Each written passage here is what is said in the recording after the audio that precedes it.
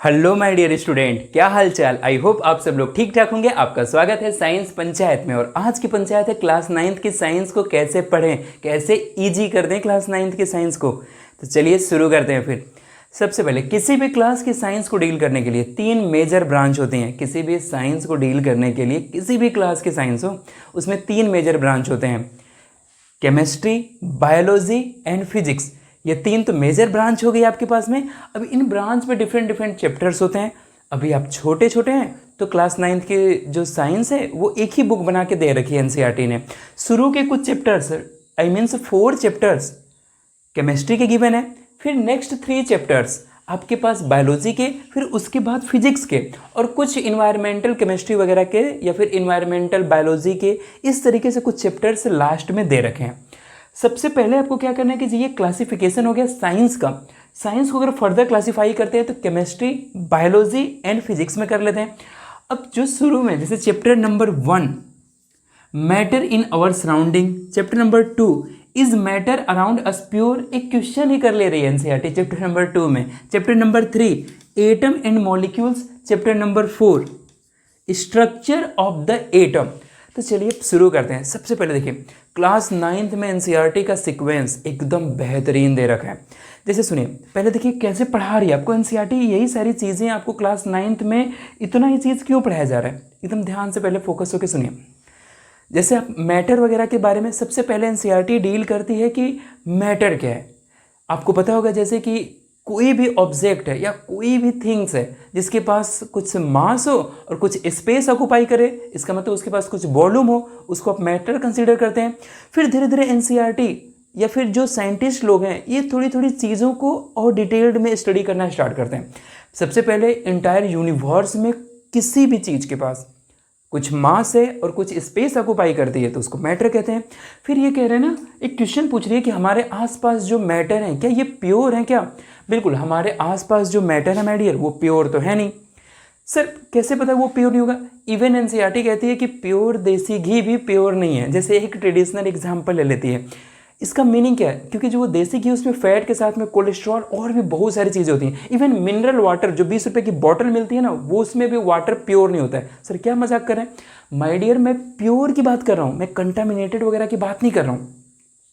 Pure होने का मतलब केमिस्ट्री के लैंग्वेज में ये है कि प्योर होने का मतलब है कि एक ही टाइप का सबस्टेंस पूरे मैटर में प्रेजेंट हो। जैसे वाटर की जब मैं बात कर रहा था माय डियर, तो जैसे वाटर के साथ में कैल्शियम, मैग्नीशियम, ये बहुत सारे आयंस, इसी वजह से तो कहते हैं मिनरल वाटर, क्योंकि ये कैल्शियम और मैग्नीशियम एक तरीके से मिनरल्स हैं और ये वाटर के साथ प्रेजेंट है, तो इस वाटर को बोल देते हैं आप मिनरल वाटर। क्या बात समझ में आती है? अच्छा, एक बात समझिए ध्यान से। तो सबसे पहले जो क्लास 9th की एनसीईआरटी है ये आपको मैटर के बारे में थोड़ी थोड़ी इंफॉर्मेशन देती है। फिर उसके बाद से मैटर के बारे में थोड़ा सा क्लासिफिकेशन। जैसे अगर मैटर प्योर नहीं है तो सर उसको हम क्या बोलेंगे, मिक्सचर। अब मिक्सचर 2 कैटेगरी के होंगे, heterogeneous mixture and homogeneous mixture. अभी आप परेशान मत होइए किसी टर्मिनोलॉजी को लेके, बस एक व्यू समझिए। आज हम चीज़ों को डील नहीं कर रहे हैं, हम ये डील कर रहे हैं कि किसी चैप्टर में पढ़ना कैसे, क्या पढ़ना है, उसकी मीनिंग क्या है, ये हम डील ही नहीं कर रहे हैं। हम बस ये डील कर रहे हैं कि किसी भी चैप्टर को पढ़ना कैसे है। और जो मैं आपको मेथड बताऊंगा, एक चैप्टर का एग्जांपल लेंगे, मैटर इन आवर सराउंडिंग, पूरा कंप्लीट चैप्टर का ओवरव्यू लेंगे। ऐसे ही आप किसी भी चैप्टर में, ये मेथड आप किसी भी चैप्टर में अप्लाई कर सकते हैं, किसी भी सब्जेक्ट किसी भी चैप्टर में अप्लाई कर सकते हैं। फिर देखिए आपको पता होगा, अगर जिन स्टूडेंट्स ने चैप्टर नंबर 1 पढ़ रखा है, तो जो मैटर होते हैं इनके कॉन्स्टिट्यूएंट्स यानी इसके स्मॉल पार्ट्स क्या होते हैं, ये छोटे छोटे बहुत सारे पार्टिकल से मिलकर बने होते हैं। उन पार्टिकल्स का नाम क्या होता है, एटम एंड मॉलिक्यूल्स। इसका मतलब एनसीईआरटी सबसे पहले मैटर पढ़ाई, फिर मैटर के बारे में थोड़ा सा ओवरव्यू दी, फिर उसके बाद से मैटर के कॉन्स्टिट्यूएंट्स, वो मैटर बना किन से होता है, एटम एंड मॉलिक्यूल से। और सबसे स्मॉलेस्ट पार्ट ऑफ मैटर क्या होता है, एटम। एटम के पास 3 सब पार्टिकल्स होते हैं, क्योंकि एटम एक तरीके से पार्टिकल कंसीडर कर रहे हैं, तो एटम के पास में 3 सब पार्टिकल्स होते हैं, इलेक्ट्रॉन, प्रोटॉन एंड न्यूट्रॉन। तो उनके बारे में आप यहाँ डिस्कस करते हैं। देख रहे हैं कितना बेहतरीन तरीके से एक सीक्वेंस डिजाइन है। अल्टीमेटली कुछ पढ़ ही नहीं रहे आप, मैटर ही तो पढ़ रहे हैं, बस उसके अंदर थोड़ा थोड़ा घुस घुस के। पहले मैटर पढ़े, फिर थोड़ा सा अंदर घुसे, फिर थोड़ा सा और अंदर घुस गए एटम मॉलिक्यूल तक, अब और अंदर घुस गए उसके एटम तक। क्या बात समझ में आती है? तो चलिए अब हम स्टार्ट करते हैं मैटर इन आवर सराउंडिंग के बारे में। एक पूरा चैप्टर में बताता हूँ कि कैसे आपको डील करना है, कैसे पढ़ना है। तो चलिए अब स्टार्ट करते हैं मैटर इन आवर सराउंडिंग। इस चैप्टर को डील करने के लिए एक सबसे पहले एक लिस्ट बनाएंगे आप, जैसे मैं बता रहा हूँ इसी तरीके से आप चीज़ों को करेंगे। जैसे सबसे पहले आपके पास एक चैप्टर आ गया मैटर इन आवर सराउंडिंग। अब इस चैप्टर को डील करने के लिए सबसे पहले बहुत छोटे छोटे कुछ टर्म्स हैं। किसी भी चैप्टर, किसी भी सब्जेक्ट के किसी भी चैप्टर को डील करने का सबसे बेस्ट तरीका यही है, जितने नए नए वर्ड्स, नए नए टर्मिनोलॉजी मिल रही है उसका एक लिस्ट बना लीजिए और वन बाय वन एक एक करके उसका पोस्टमार्टम कर दीजिए। पूरी तरीके से जहाँ से भी उसके बारे में जान सकते हैं उन सारी चीज़ों को पढ़ लीजिए। सबसे बेस्ट सोर्स आपके पास एनसीईआरटी खुद है, तो एनसीईआरटी उन सारी चीज़ों को समझ लिया करिए। जैसे चलिए अभी स्टार्ट करते हैं, वन बाय वन डिस्कस करते हैं। जैसे सबसे पहले तो यही क्वेश्चन आ जाता है कि what is the matter. Anything which has a mass and occupy some space are called matter. ये डिफिनीशन आप पढ़ते रहते हैं। इस यूनिवर्स में कोई भी ऐसी थिंग्स है, थिंग्स का मतलब कोई भी अगर वस्तु है तो वो मैटर ही है। क्या बात समझ में आती है? बहुत सारी चीज़ें पढ़ते हैं, एग्जाम्पल पढ़ते रहते हैं। वाटर एक लिक्विड मैटर का एग्जाम्पल हो गया, चीनी शुगर एक सॉलिड मैटर का एग्जाम्पल हो गया, सीएनजी एक गैस मैटर का एग्जाम्पल हो गया। इमोशंस मैटर है नहीं, क्योंकि ना तो उसके पास मास है ना तो उसके पास वॉल्यूम है। इस तरीके से चीज़ें आप पढ़ लेंगे। अभी मैं ये सारी चीज़ें पढ़ा नहीं रहा, कैसे पढ़ना है सिर्फ ये बता रहा हूँ, ठीक है। नेक्स्ट, मैटर खत्म कर लिया, फिर इस पर आप टिक कर लीजिए। एक लिस्ट हमेशा हर चैप्टर में बना के रखिए। जिस टॉपिक, जिस टर्मिनोलॉजी में आपको डाउट है वो आप अपने टीचर के पास लेके चल जाया करिए, वहाँ से उसको क्लियर कर लीजिए। ये सबसे बेस्ट तरीका, आपके अंदर एक ड्रास्टिक चेंज आ जाएगा, बहुत जल्दी इंप्रूवमेंट हो जाएगा, ठीक है। Next, characteristics of a particles of a matter. किसी भी मैटर के जो कैरेक्टरिस्टिक्स पार्टिकल्स होते हैं, देखिए इन्हीं पार्टिकल्स को आगे चल के नेक्स्ट चैप्टर में आप एटम एंड मॉलिक्यूल पढ़ने वाले हैं। ये पार्टिकल्स है ना, इन्हीं को एटम एंड मॉलिक्यूल्स, तो उसको एनसीईआरटी ने नेक्स्ट चैप्टर में समझा रखा है। Characteristics of a particles of matter, तो जो मैटर के अंदर जो पार्टिकल्स प्रेजेंट होते हैं उनकी कैरेक्टरिस्टिक्स, 3 मेजर कैरेक्टरिस्टिक या 3 मेन कैरेक्टरिस्टिक्स होती हैं पार्टिकल की। किसी भी मैटर के पार्टिकल्स हो, चाहे वो सॉलिड हो, लिक्विड हो, गैस हो, वो कॉन्टिन्यूसली मूव करते रहते हैं, एक दूसरे को अट्रैक्ट करते रहते हैं और पार्टिकल्स के बीच में कुछ ना कुछ स्पेस होता है। इस तरीके से चीज़ें आप पढ़ लेंगे तो ये पार्ट क्लियर हो गया। क्या बात समझ में आ रही है? ठीक है। Next, state of matter. State of matter में 3 मेन स्टेट ऑफ मैटर हो गए, सॉलिड, लिक्विड एंड गैसेस। तो जैसे आपके पास स्टेट ऑफ मैटर में अब 3 मेन स्टेट हो गए। सर प्लाज्मा भी होता है, बीईसी भी होता है, ज़्यादा तेज बनने की जरूरत नहीं है। न्यू एनसीईआरटी से क्लास 9th में जो एनसीईआरटी है उसने उसको एलिमिनेट कर दिया, वहाँ से हटा रखे हैं। वैसे बच्चों को छोटी छोटी चीज़ें पढ़ानी चाहिए। तो स्टेट ऑफ मैटर आपके लिए तो 3 ही है, सॉलिड, लिक्विड एंड गैस, ठीक है। स्टेट ऑफ मैटर, अब ये स्टेट ऑफ मैटर आपस में इंटर कन्वर्टेबल होते हैं क्या, चेंजेबल होते हैं क्या? यस, बिल्कुल होते हैं। जैसे एक वाटर का एग्जांपल ले लेते हैं। वाटर सॉलिड फॉर्म में भी हो सकता है, लिक्विड फॉर्म में भी हो सकता है, गैस फॉर्म में भी हो सकता है। जैसे सॉलिड फॉर्म में आइस वाटर, लिक्विड फॉर्म में वाटर वेपर, गैसियस फॉर्म में। तो ये स्टेट ऑफ मैटर हो गया। अब ये स्टेट ऑफ मैटर जब आपस में इंटर कन्वर्टेबल है, कभी सॉलिड, कभी लिक्विड, कभी गैस है, तो ये कौन से फैक्टर हैं, कब ये सॉलिड में रहेंगे, कब ये गैस में रहेंगे, कब ये लिक्विड में रहेंगे, ये डिसाइड कौन करता है? ये टेम्परेचर और प्रेशर डिसाइड करते हैं। तो नेक्स्ट टॉपिक आती है आपका effect of temperature and pressure on state of matter. State of matter पे टेम्परेचर एंड प्रेशर का क्या इफेक्ट है? जैसे ही प्रेशर इंक्रीज करते हैं तो मॉलिक्यूल पास पास आते हैं, तो गैस लिक्विड में, देन लिक्विड सॉलिड में। ऐसे टेम्परेचर इंक्रीज करते हैं तो मॉलिक्यूल दूर दूर जाते हैं, तो पहले solid, then liquid, then gases में। तो इस तरीके की चीज़ें हो गई। क्या बात समझ में आ रही है माय डियर?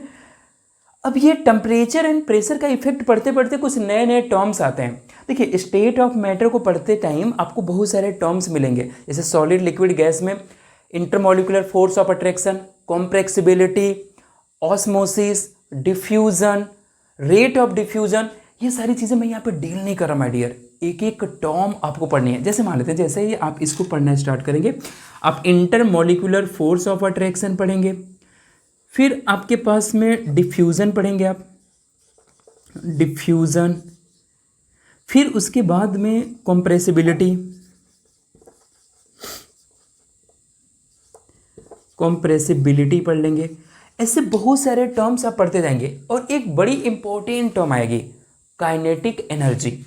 अब इसमें से जो भी टॉपिक आपको क्लियर नहीं है उन सारी चीज़ों को 1 बाय 1 करके डिस्कस कर लीजिए, और इनके इंक्रीज करने से, डिक्रीज करने के से स्टेट ऑफ मैटर पे क्या इफेक्ट पड़ता है, इस तरीके से ये टॉपिक हो गया। देखिए माय डियर, एक बात ध्यान सुनिए, जब टीचर क्लास में पढ़ा रहे होते हैं, जैसे मैं ही एक चैप्टर को डील करता हूँ तो कम से कम 10 लेक्चर की रिक्वायरमेंट होती है। 40 मिनट्स के जो लेक्चर मिलते हैं स्कूल्स वगैरह में, उसमें 40 मिनट्स का टाइम होता है, तो कम से कम 10 लेक्चर्स की रिक्वायरमेंट होती है 10 लेक्चर में। लेकिन जब उसी चैप्टर को रिवाइज कराते हैं तो एक ही लेक्चर में अच्छे से रिवाइज हो जाता है, कोई टॉपिक मिस भी नहीं होता है, सारी चीज़ें रिवाइज हो जाती हैं, क्योंकि पहले से आपकी अंडरस्टैंडिंग बेहतर हो जाती है। देखिए सबसे पहले इनके इन्फॉर्मेशन, अपने ब्रेन में एक अंडरस्टैंडिंग डेवलप कर लीजिए। What is the intermolecular force of attraction. Force of attraction मतलब मॉलिक्यूल्स के बीच में अट्रैक्शन है, उसी को कह रहे हैं इंटरमॉलिक्यूलर फोर्स ऑफ अट्रैक्शन। अब ऐसी चीज़ों को जैसे what is diffusion, what is osmosis, compressibility, kinetic energy, ऐसे ऐसे सारी चीज़ों को आप एक 1 बाय 1 करके डील कर लीजिए। अब इन सारी चीज़ों को लर्न करने के साथ साथ आपके ब्रेन में एक अंडरस्टैंडिंग भी डेवलप होनी चाहिए। क्या बात समझ में आती है? Next, effect of temperature and pressure के केस में, एक बार जब टेम्परेचर के इफेक्ट वगैरह को आप डील कर रहे होते हैं या स्टडी कर रहे होते हैं तो बहुत नए नए टर्म्स मिलते हैं, जैसे में boiling point, melting point, latent heat, अलग इस तरीके के कुछ टर्म्स मिलते हैं। अब इनकी सारी डिफिनीशन लर्न कर लीजिए और ये होते क्या हैं इनके बारे में ध्यान से समझ लीजिए चीज़ों को। What is the melting point, what is the boiling point, latent heat. जैसे लेटेंट हीट आप पढ़ेंगे आपको 2 टर्म और मिल जाएंगे, latent heat of fusion, latent heat of vaporisation. अब 1 बाय 1 एक एक चीज़ करके आप खूब एक लंबा चौड़ा लिस्ट बनाइए। मैं तो आपको एक ओवरव्यू दे रहा हूँ ना, ताकि वीडियो ज़्यादा लंबी ना हो। जो मुझे मैसेज देना है आपको मैसेज में मिल जाए और थोड़े कम टाइम में मिल जाए।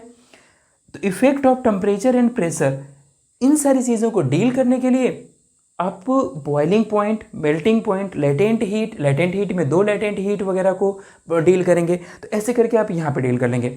नेक्स्ट, जब टेम्परेचर पढ़ रहे थे तो टेम्परेचर की कुछ यूनिट्स होती हैं, इनका आपस में कन्वर्जन, जैसे केल्विन है, डिग्री सेल्सियस है, डिग्री फ़ारेनहाइट है।